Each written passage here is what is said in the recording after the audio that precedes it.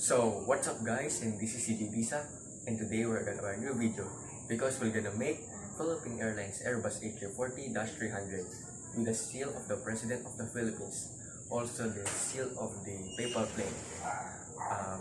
Pope Francis on board last 2015 came here in the Philippines.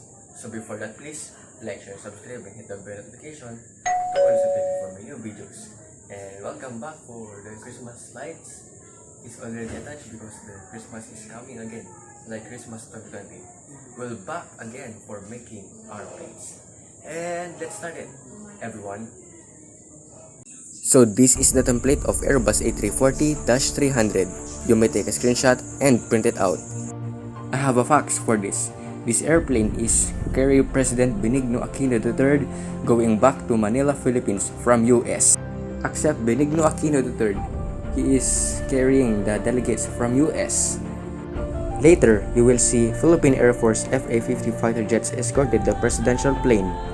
And you will see later the slow motion how the plane escorted with the two fighter jets.